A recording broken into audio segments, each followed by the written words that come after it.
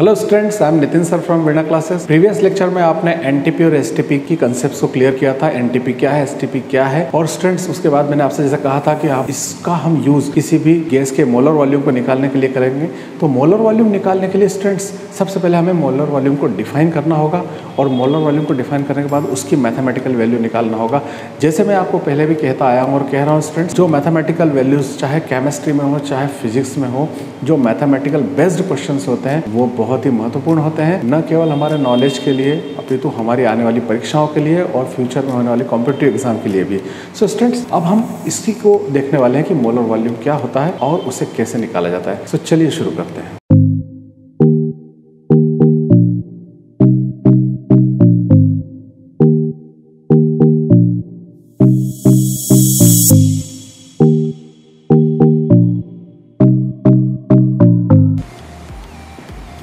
Molar volume students, हमारे पास यदि कोई गैस है वेसल में, एक वेसल है, इसमें हमने कोई गैस फिल की हुई है, और यदि इस गैस का की क्वांटिटी 1 मोल है, वो गैस 1 मोल क्वांटिटी में इसके अंदर रखी हुई है, तो इस 1 मोल क्वांटिटी वाली गैस का जो वॉल्यूम होता है उसी को हम मोलर वॉल्यूम कहते हैं। Volume of 1 mole gas present in vessel, so it's volume is known as molar volume. इसके वॉल्यूम को हम मोलर वॉल्यूम कहेंगे। So volume of that gas which is present in quantity of 1 mole is known as molar volume. So students, ये हम definition में किस प्रकार से लिख सकते हैं, वर्ड में वैसे लिखेंगे।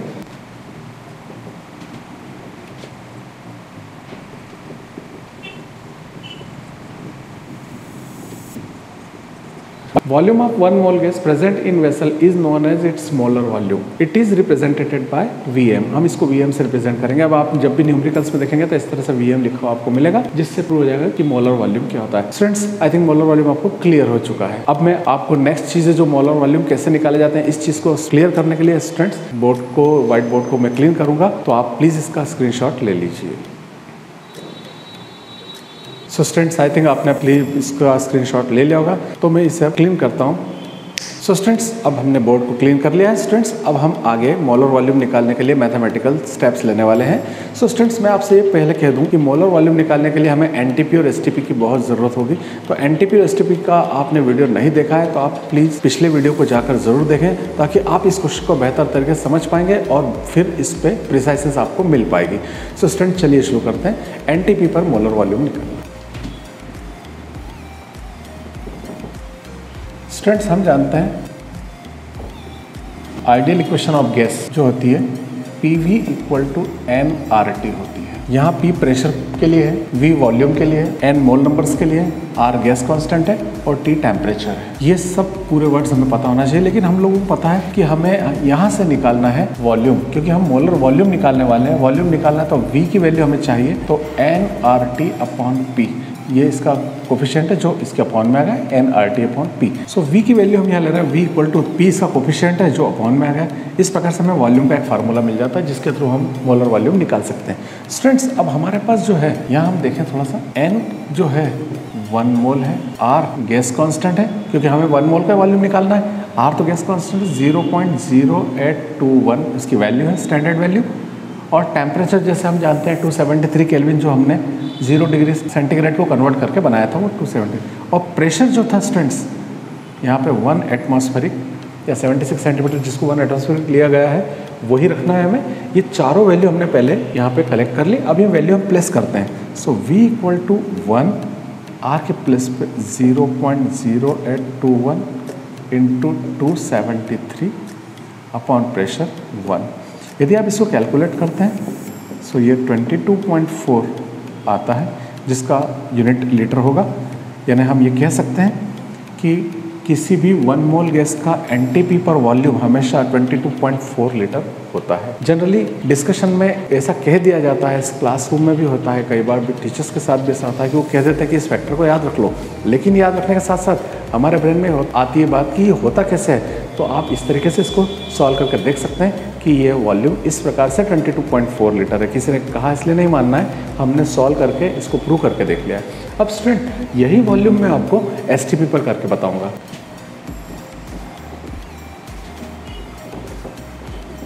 एसटीपी के लिए भी हमें आइडियल गैस इक्वेशन को ही लेना होगा। सो हम पहले उसी को लेते हैं, आइडियल गैस इक्वेशन।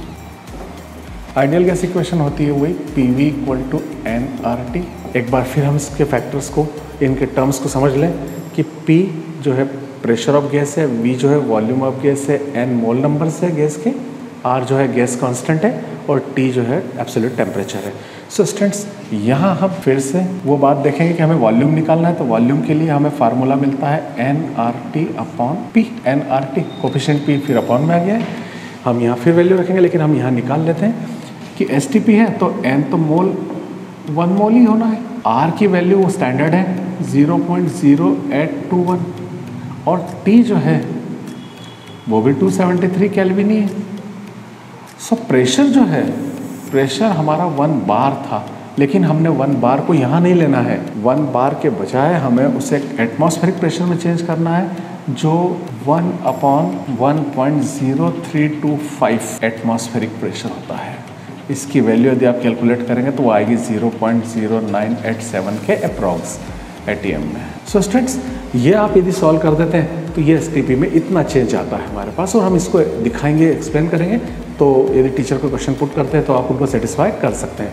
सो V = n के प्लेस पे हम 1 रखना है, R के प्लेस पे वही 0.0821, टेम्परेचर वही 273 और प्रेशर के प्लेस पे हम लिखेंगे 0.987। स्टूडेंट्स, जब आप इसको सॉल्व करेंगे तो ये अप्रॉक्सीमेट 22.7 आएगा, जबकि NTP पर 22.4 आया या 22.7 है। मैं आपको पहले कह चुका हूँ कि NTP और STP 1961 के पहले जो है लगभग इक्वल माने जाते थे, लेकिन आफ्टर 1961 जो नया चेंज हुआ, नई एडवाइजरी जो हुई, उसके अंतर्गत उन्होंने यहाँ पर प्रेशर की वैल्यू को एटमॉस्फेरिक न लेकर STP पे 1 बार बताया, जिससे हमें गैस का वॉल्यूम जो है 22.7 लीटर मिलता है, जो थोड़ा सा 22.4 से ज़्यादा है। लेकिन स्टूडेंट्स, ये डिफरेंस हमें क्लियर होना चाहिए कि NTP और STP, कई लोग ऐसा भी मान लेते हैं कि NTP STP सेम है। बात सही है, सेम है, लेकिन जब हम मैथमेटिकली इसको प्रूव करने जाते हैं, मैथमेटिकली कोई कैलकुलेशन करने जाते हैं, तो वहाँ पर थोड़ा सा चेंज आता है स्टूडेंट्स। सो आप, जैसे मैंने लिखा है कि आप IIT JEE नीट के लिए प्रिपेयर कर रहे हैं, तो ये बारीकियाँ हमें रखना बहुत ज़रूरी है, और हम 11th से इसको प्रिपेयर कर रहे हैं, तो हम आगे जाके अपने इस नॉलेज के द्वारा ही अच्छे क्वेश्चंस और न्यूमेरिकल्स कर सकेंगे। स्टूडेंट्स, यदि ये वीडियो आपको अच्छा लगा है तो इसे लाइक कीजिए, इस पर कमेंट कीजिए, इसे शेयर कीजिए अपने साथियों से, और चैनल को सब्सक्राइब नहीं किया है तो सब्सक्राइब कर लीजिए, ताकि आप घर पर ही बेसिक कोर्स, एकेडमिक कोर्स के साथ साथ कॉम्पिटिटिव एग्जाम के कोर्स जैसे JEE नीट जैसे एग्ज़ाम को घर पर ही प्रिपेयर कर सकें। सो स्टूडेंट्स, नेक्स्ट वीडियो तक स्टे ब्लेस्ड।